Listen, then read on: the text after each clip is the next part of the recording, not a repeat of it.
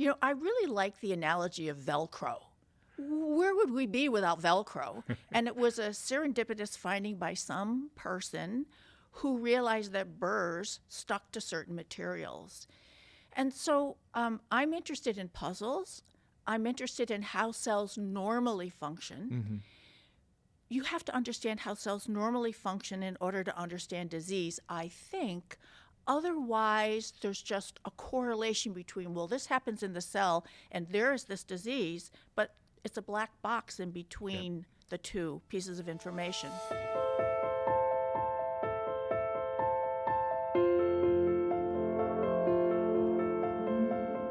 I'm John Foxe, Director of the Monte Institute for Neuroscience at the University of Rochester, and I'm delighted to welcome you to another episode of Neuroscience Perspectives. I'm absolutely honoured to be joined today by a leading mechanistic biochemist whose discovery of a cellular quality control mechanism has literally transformed our understanding of a wide range of disorders and created new avenues for development of personalised treatments. Dr. Lynne Maquat is the Director of the Centre for RNA Biology at the University of Rochester and the J. Lowell Orbison Endowed Chair and Professor of Biochemistry and Biophysics. Lynne discovered nonsense-mediated mRNA decay, don't worry, we'll get into it, or NMD for short, one of the most prominent surveillance systems in the body to protect against mistakes in gene expression that can lead to diseases like cystic fibrosis, Fragile X, and different types of cancer. Lynne is the recipient of numerous awards. We'd be here for the entire episode if I was to list them all, but these include the prestigious Canada Gairdner International Award, the Albany Prize, the Wolf Prize, the Dr. Paul Janssen Award for Biomedical Research, and the Gruber Genetics Prize. And that's just a small little sliver of them. She is dedicated to uplifting and mentoring the next generation of scientists, and she is the founding director of the Graduate Women in Science program at the University of Rochester, a group that cultivates mentor opportunities and personal and professional development for all. Lynne, I'm absolutely delighted to have you here on Neuroscience Perspectives. It's a great honor, and you and I go back a bit, and we do. We're friends as well, and it's been marvelous for me to witness the just evolution of the work and it getting such great international recognition. Now, we hit folks in the opening there with some complex language. Yeah. And there's probably not a person on the planet at this point who hasn't heard the term mRNA or messenger RNA. But your work really goes to a next level and looks at this nonsense-mediated decay. Right. We're great at our jargon in this field. So you've got to help out the regular listener out there. What is nonsense-mediated decay of RNA and why should they care about it? Okay. All right. mRNA, I think, has become more of a household term because of the vaccine for the COVID pandemic. And so what I've done for many decades is understand how cells make mRNA. It's a very complicated process. And as we have checks and balances in many aspects of our lives, cells do the same thing. NMD, I'll call it NMD for simplicity, is one of these checks and balances that the cell uses to make sure the mRNA is not going to make a truncated protein, which could be bad. Yeah. It could be toxic to cells. Right. And we discovered this by studying human diseases because a third of all inherited and acquired diseases have NMD targeting the disease-causing gene product. Gotcha. Let's back up just a little bit. There's a lot. We have a wide variety of listeners here. So tell a little bit about what messenger RNA does in the first place and how that works, just so people can understand this business of these truncated proteins. Okay. Messenger RNA, mRNA, encodes protein. And so the mRNA is made in the nucleus of the cell. That's where the genes are, through a complicated series of steps. And then it goes out into the cytoplasm where the protein synthesis machinery exists, and that's where it makes protein. And we're built of these proteins. These are the essential building blocks of a human being, right? That's And correct. other things, but they're very important. They're very important. And so if this process goes wrong and the protein is truncated, shorter, or doubled up, or has some other conformational change, we're on the road to bad news. It's like throwing a wrench into a supply chain where the whole chain will stop. And the way the cell addresses this is early on, before the protein can be made by the mRNA, by degrading the mRNA itself. Right. So this is really a check on the system. Don't make that. That's bad news for this. And when that process of breaking down the mRNA doesn't work, we're on our way to some important diseases that we know about. There can be diseases that are inherited in a dominant way. So you just need one defective allele, either from the mom or the father, to cause disease. And we know the rules for which mRNAs will be causing a recessively inherited disease versus a dominantly inherited disease. Fantastic, yeah. And so this leads a structural biochemist right over into the world of neuroscience with intellectual developmental disabilities, and particularly Fragile X syndrome. And you've done quite a lot of work there. Do you want to speak a little bit about that? Sure. If you had asked me, let's see, maybe 6 years ago, if I were going to be working in neurobiology and on Fragile X syndrome, I would have looked at you like you were crazy. Right. However, which I think you have a few times, but we won't get into that. But for different reasons. That's true. So we were looking for new proteins that functioned in NMD. We can learn a lot about how cells do what they do by looking for protein-protein interactions. What we did is we looked for proteins that interact with the key NMD protein, and we found the protein missing in Fragile X syndrome. Well, what does that mean? We thought a lot about it.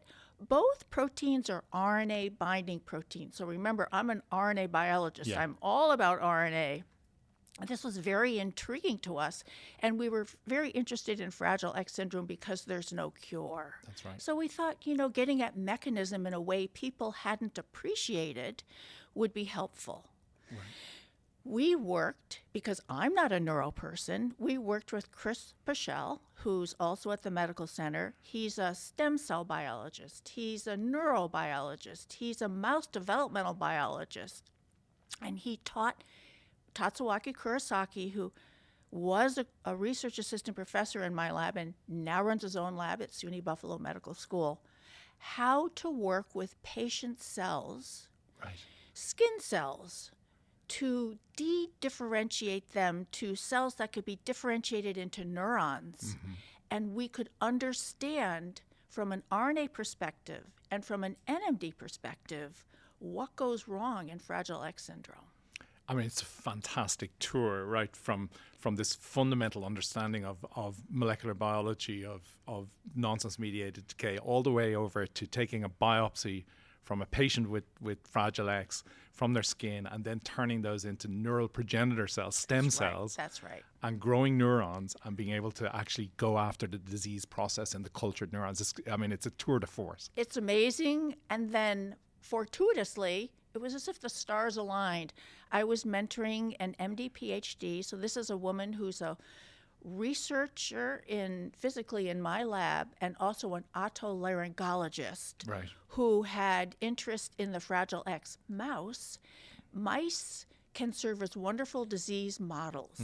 And she brought the Fragile X mouse model to our lab, and we could understand when problems in Fragile X syndrome start.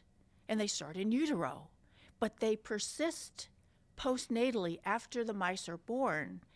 And we are now searching for small molecule inhibitors of NMD that could be drugs.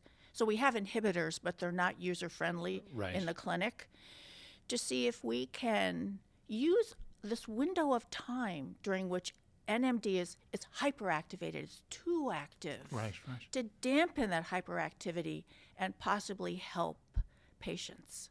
It's extraordinary. just again, for the listener out there who may vaguely have heard of Fragile X syndrome, say a little bit about it, right? I mean, it's a leading cause of autism, one of the most penetrant versions of it. That's right. So autism is a very complicated disease. And in the case of Fragile X syndrome, there's a single gene cause in most cases. So therefore, there's a target. It's easier to study the process. And this is a disease that is diagnosed in our country at around 3 to 6 months of age. And the kids just don't, it's very diffuse in how it manifests in terms of severity, but generally the kids don't thrive in society.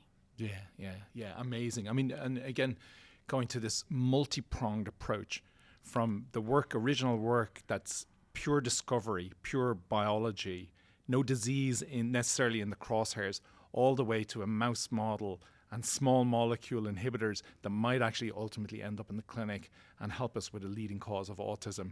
I think sometimes our general listenership don't appreciate the span of work that needs to be done, and the fact that some of these discoveries, they date back decades in terms of where the original work was done. Right. Can you speak to that, the need for basic research that doesn't necessarily at this moment in time have a disease in the crosshairs? Sure. I really like the analogy of Velcro. Where would we be without Velcro? And it was a serendipitous finding by some person who realized that burrs stuck to certain materials. And so I'm interested in puzzles. I'm interested in how cells normally function. You have to understand how cells normally function in order to understand disease, I think. Otherwise, there's just a correlation between, well, this happens in the cell and there is this disease, but it's a black box in between the two pieces of information. And so I began by understanding how cells normally function with a focus on RNA, and was interested in the thalassemias. I loved taking my strong background in biochemistry, and finally, after undergraduate lab work, graduate lab work, and now doing postdoctoral lab work, applying it to a disease, not having any understanding of where it was going to lead us. Right. And I have to say that I feel very fortunate to have been at the right time, at the right place when technology was available to figure out what was happening. And that was the first definition of NMD. Yeah, and I mean, in your previous description, from the stem cells to the tool chest that we have available today, it's just extraordinary, right? But again, coming from basic discovery. Basic discovery when technology was...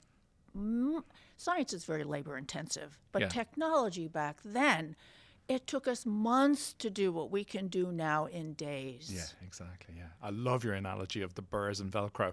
I always say, I have it. My own story is, you wouldn't bring your car to be fixed to somebody who didn't know how an engine worked in the first place, and you'd really need to let our field be busy about just figuring out how the engine that is your brain works in the first place, because until then, we really won't be in a position to fix things the way we'd like to. That's right. And when you think about yeast, baker's yeast, you use it to make beer and other things.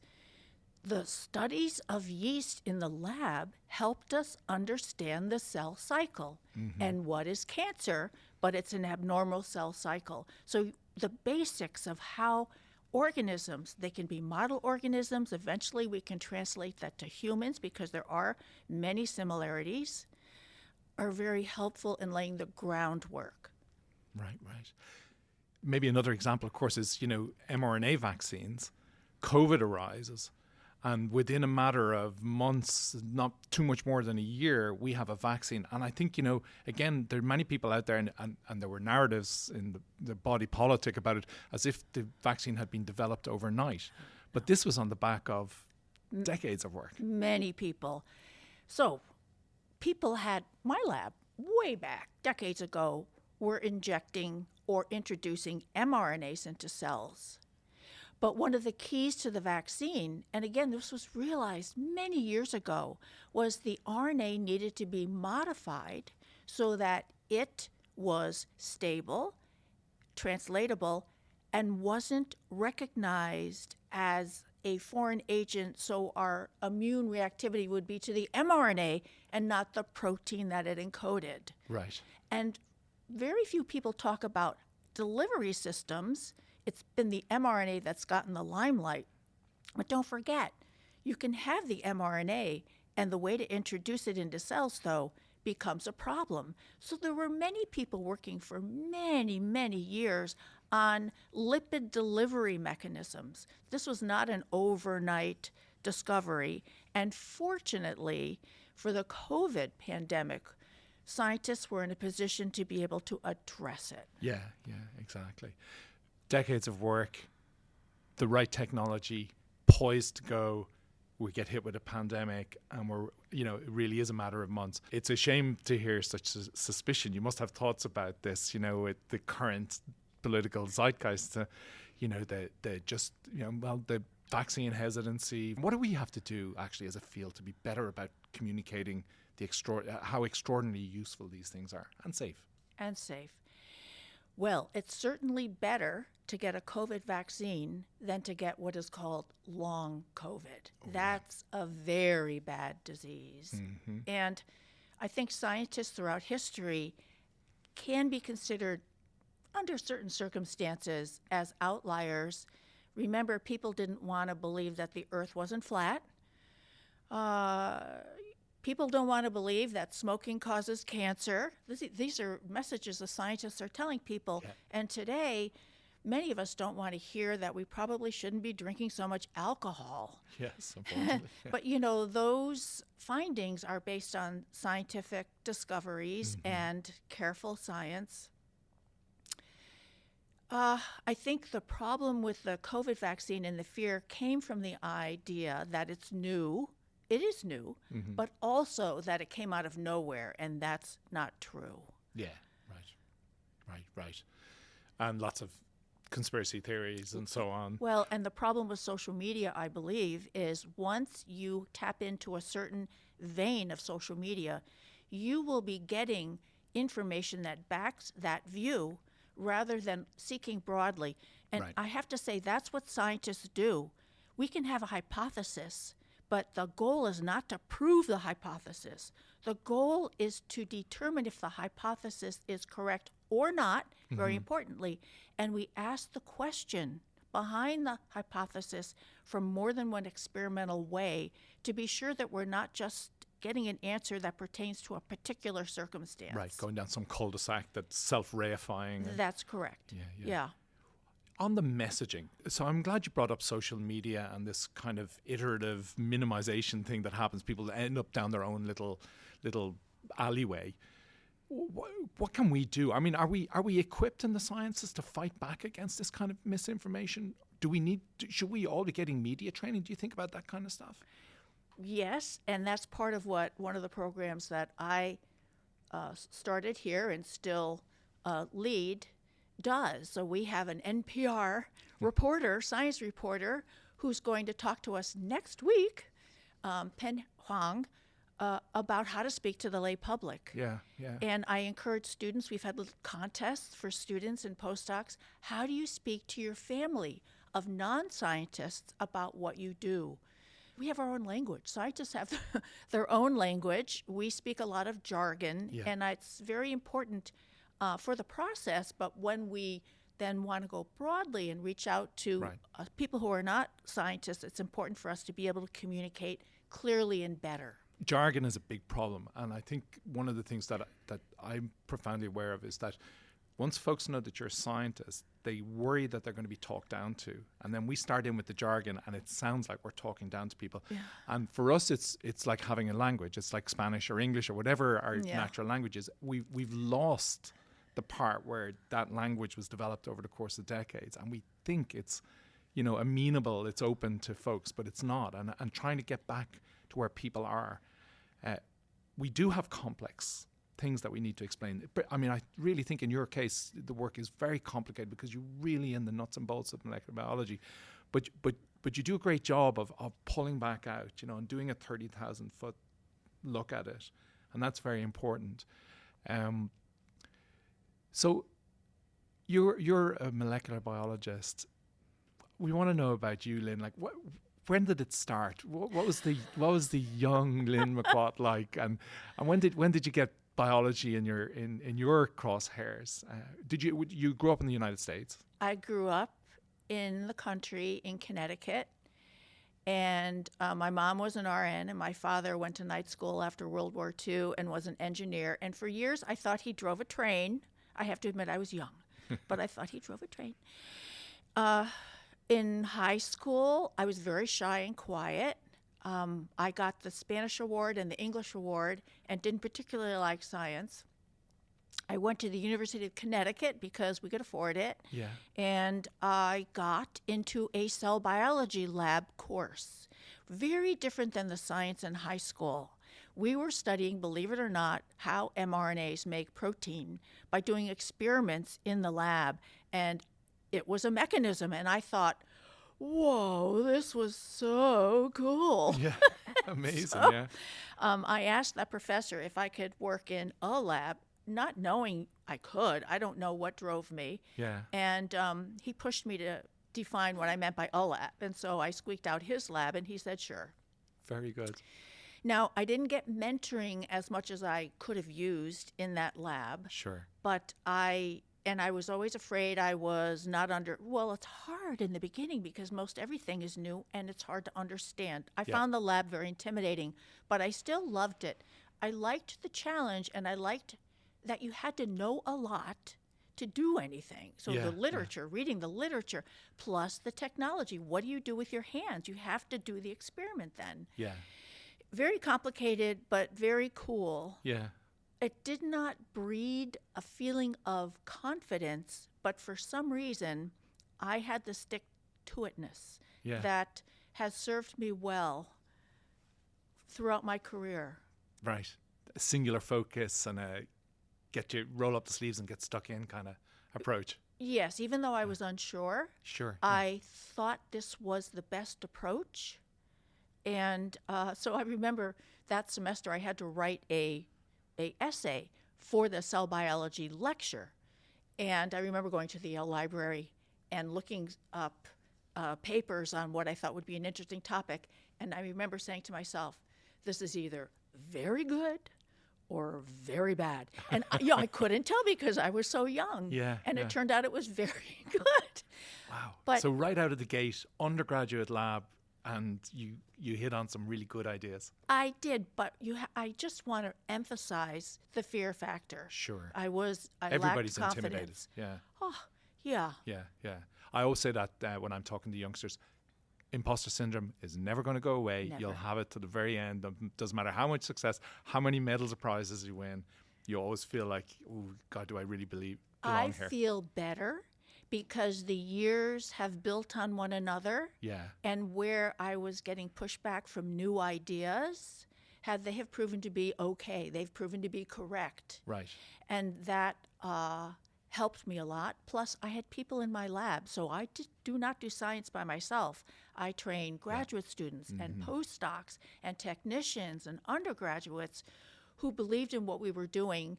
And then when I have colleagues who are in the trenches with me, even though they're in training, these are intelligent people who can provide their own perspective. So we talk a lot about how to design experiments and what does this result mean, and we refer to the literature. So we together work on developing a base of information that we can believe in. Going back actually early in our little interview here, you were talking about coming at things from multiple lines of evidence, the scientific approach, the paradoxical approaches. And you're talking about having good ideas, but were there things that failed, and then how did you manage? A lot of times things failed because the technology wasn't there. Gotcha, right. And another important aspect about research science is collaboration. And so I had data indicating through very tedious experiments where NMD was occurring in the cell. Careful cell fractionation studies, for example, and experiments that involve turning on a gene and shutting it off and then watching what happened to the mRNA as a function of time. Right. But a colleague of mine at Einstein, your colleague at Einstein, Rob Singer, and I were very close friends, and I bugged him for many years. Rob, can we do this experiment? He is an amazing biophysicist and microscopist. And eventually we were able to watch where NMD occurred in the cell. It was amazing. And thank goodness we were correct. And even my buddy, Rob Singer, didn't quite believe I was correct. He only told me that afterwards because he knew better. But it was wonderful. Well, and one of the great characters in all of science, Bob Singer. Such a great guy. Such a great guy. Yeah. Talk to us about the creative process. How much of science is doing the next obvious thing, and how much of it involves contemplation and trying to think outside the box? How do you approach that? Well, I can quote my husband. Lynn, you look normal, but you certainly aren't. And I think he means the way I think. Yeah. And I think there is something to be said for not being entrenched in knowledge that pre-exists in a field that one is entering. And so I have entered new fields many times because of what we've discovered. And it served me well to ask questions that other people thought were answered, but in fact had not been experimentally addressed. Yeah. And the same goes with Fragile X syndrome. So question all suppositions. Don't take anything as a given. It was a supposition, but to me it was an obvious question that because we had tools we had built in my lab, no one was able to ask. Gotcha. And no one asked. And so I suggested, since we knew how to do it, to ask this question just to check. And we also had some indication that we could be right with this new idea. Yeah. I don't know how to teach creativity. I've been asked to, and I think it requires knowing what you know and knowing what you don't know. Yeah, I have some insight into your work ethic, and I know how much time you spend in the lab and all the rest of it. But how much of it is contemplation? Like, what is there a mix in life, and then how do you approach that balance in life? And do you ever yourself get to leave the science behind, or is it just all consuming for you? When I'm walking the dog at Corbett's Glen, my mind is free, and she brings me great joy, and we talk to everyone. And I have peripheral vision when I'm in the shower, so I tell everyone in my lab when they join the lab, you'll know you're there when you're in the shower and you realize, you realize something. So I think it's always in the back of my mind. Sometimes I'll wake up, or I have trouble getting to sleep. And part of it probably is because the day seeps in, I realize what happened and what didn't happen, and then ideas come. Gotcha. When I take a vacation, I still need access to internet so my day-to-day operations don't fall short. Gotcha. But again, there's an opportunity for more creative thought. Being on an airplane, a different environment, put me in one of the lounges at an airport. So I'm there for 8 hours, and if my husband is with me, he's tortured, and I'm like working away. Yeah. So I think different environments help. Yeah, just shaking open it the up mind. A bit. Yeah. And travel? Does travel help? Travel helps. Yeah. I've never been told something by someone that I haven't thought of already. They may tell me it, and I'll think, oh my gosh, why didn't I think of that? And then I'll realize I had. But still, it's an important exercise, talking to other people and being in different environments. And it's great to talk to people. Like, where would I be without talking to neurobiologists in the Fragile X project? I wouldn't be anywhere close to where we are now. Let's talk a little bit about mentorship. And I want to bring up one other thing. It's always interesting in a world, particularly like, in molecular biology, which would have been quite male-dominated, I'm assuming, when you came into the field. Navigating that world as a woman, how has that been? And how has that then led, I know, founding this women's science movement and so on, how has that led to changes in the way you approach mentorship? Yeah, it's greatly influenced the way I've mentored. Well, get the violins out. There were no female faculty members when I was a graduate student in biochemistry in Wisconsin. Great department. Yeah. But not a single one. No, when I was a graduate student. And I did not start out with a tenure track position. I probably could have if I asked for it, but I was afraid to rock the boat. Gotcha. And I think my main goal was for people to take me, other scientists and administrators to take me seriously. Yeah. And that's something that has to be demanded, but in a kind and compassionate way. Right. It's not helpful to go into an administrator's office and rant and rave. And I think always doing quality science, always staying funded.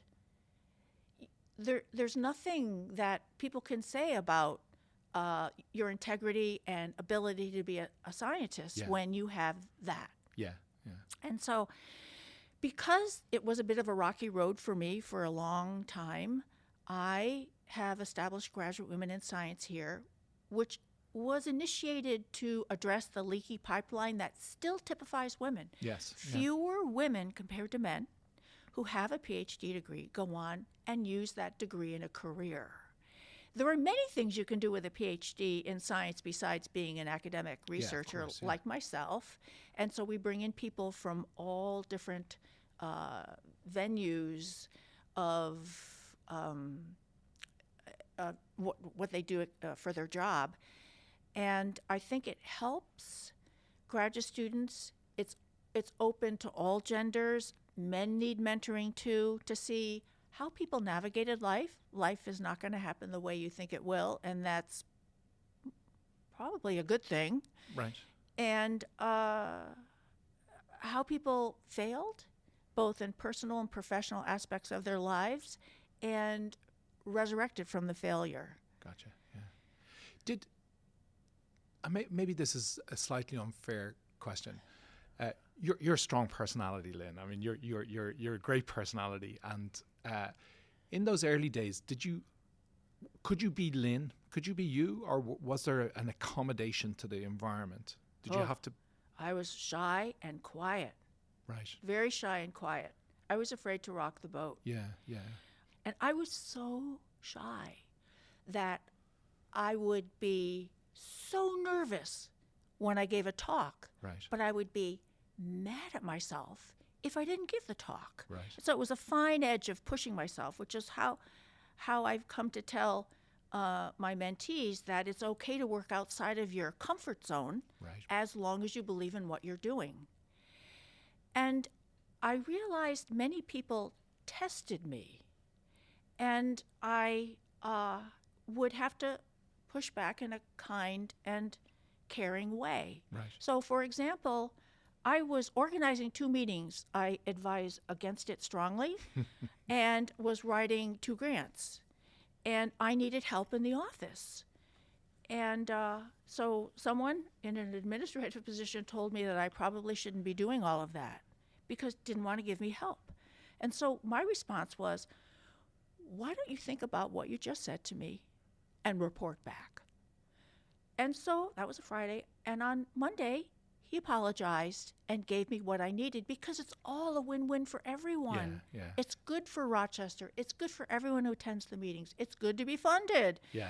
And so, I realized that I need to push back in a caring and compassionate way because the motivation behind doing all of this is good. Right. Well, you've had an extraordinary career to this point, and there's no slowing you down. There's wind in your sails. The work goes on. I wish you all the best. I love having a front row seat to watch the Lynne Maquat show. It's wonderful. Thanks so much for coming in and joining us on Neuroscience Perspectives. It's been a great honor. It's been my pleasure, John. Thank you so much.